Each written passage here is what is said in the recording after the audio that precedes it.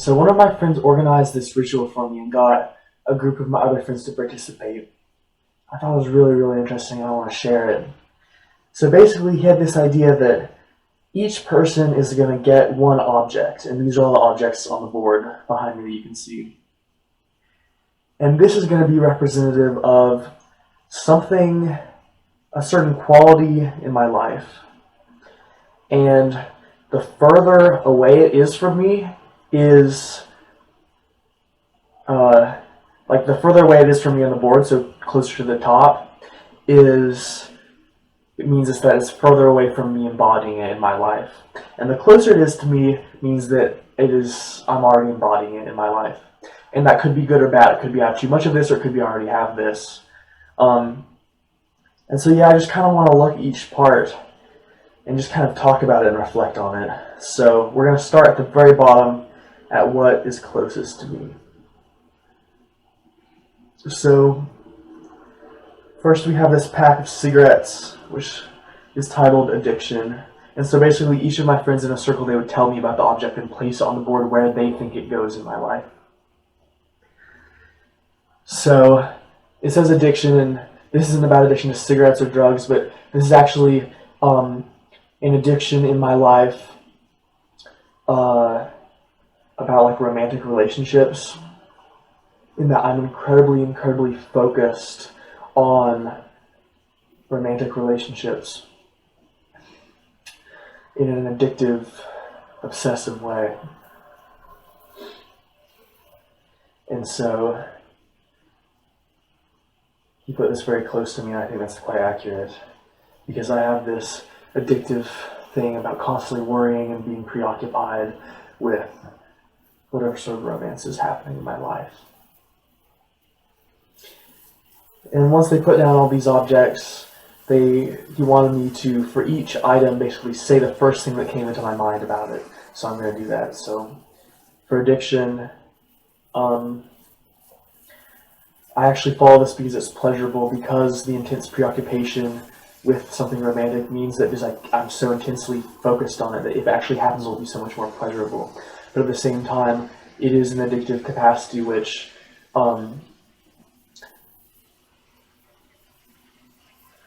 becomes very painful and binding and limiting, actually. Yes. So the next thing says, and this is a broken flashlight. And the friend that put that said that before I can help others, I need to be able to help myself. And that the flashlight is kind of like awareness. And I need to be able to essentially because I'm going to become a therapist. I'm studying psychology. I am able to help others, but I'm not always there for myself in that same regard. And so I need to really fix myself and do the work myself before I can help anybody else.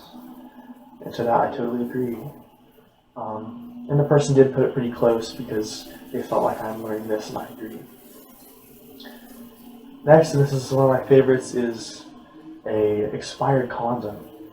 Now, my friend said that this is symbolic of the barriers that I use to protect myself from pain, which don't really work anyway, and which become suffocating and have a negative effect.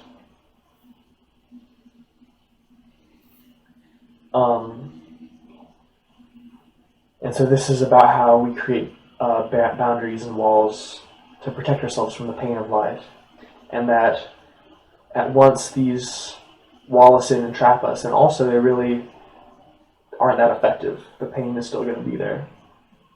So he talks about this, about releasing the barriers. I think this is something which I understand much more now and have understood much more recently. Is that I'm here to live and to experience everything that is to be experienced, because it all ends up being good. Next we have dice. Like, this is just a box of them, so you can't really see it, but it's like, dice like 1 through 6, like random numbers. And so this is about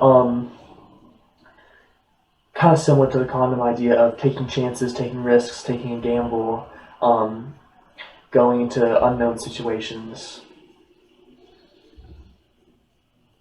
and how good and how necessary that is. I totally agree with that, and I'm learning that. Next we have the two elves, titled Codependence, and my friend did a really good demonstration with this, where she showed, so like these elves, they have like sticky things on their hands that they can form together, so their hands get stuck together, so they can like hang on things. And so she said, so when the hands are stuck together, she's like, this is someone who hasn't formed their personality yet. When the hands are stuck together, this is someone who's formed their personality. And then she showed that the two elves interlocking of when one or both form their personality around each other. So when the two elves form their personality around each other, just a little bit of force will like dislocate them from each other and break down their personality. And I think that that's important in my life because of aforementioned focus on romantic relationships. I will build up my idea of self-worth around the acceptance or rejection of the object of my desire. And this leads to an unstable self because it is dependent upon something external for its own validation and security. So that was right at the halfway mark. The elves are like right on the halfway mark of something that like I kind of have but kind of don't have. Then at the top we have the chain, and the chain is what my main friend who created this whole ritual put is very dramatic, is a very big chain. And he described how the importance of a chain is in its length and its number of links. No matter how strong it is, just having two links in a really strong chain doesn't do anything. And so he kind of used this chain as a metaphor of each link is like an experience or a part of myself, or even like maybe a day in my life. And you need to integrate all of these in order to become whole. And he said that I'll get focused or stuck onto one link in the chain, onto like one experience, one fixation, one moment in time, which stops me from progressing further. And so he said that I need to learn to like keep going and keep integrating and building onto myself as a chain of experiences, because the importance is in all of these experiences, not a single one. And then at the top we have this, I think it's a cigar like cutter, but it's called wide acceptance, and that's because the cigar cutter, you can open and close it, and it's kind of like a lens focus, so it becomes much smaller and then becomes much wider. And my friend said that I tend to like really focus in on one person, one experience, one possibility of pleasure in my life, one romantic experience, and that can very much limit me. And so then she opens this into a wider circle of an opening to wider possibility, not being stuck. And so that's very similar to the chain of not fixating on this single thing, but opening to more possibilities. And so yeah, that was really cool. I really appreciate my friends for doing that. It was just all my one homie's idea. He's like, hey, can we do a ritual for you? And I'm like, yeah. And yeah, I think this is a great exercise to try with people. Yeah, we basically have this kind of like long board. I was at the bottom, and then people sat in a circle, and they each held a candle, and then they went around showing me their object, describing what it means to my life, and then putting the place on the board. And then once they all put it there, then I would go through each object and kind of say the first thing that came to my head about it, and then blow out the candle, kind of releasing that or integrating that into myself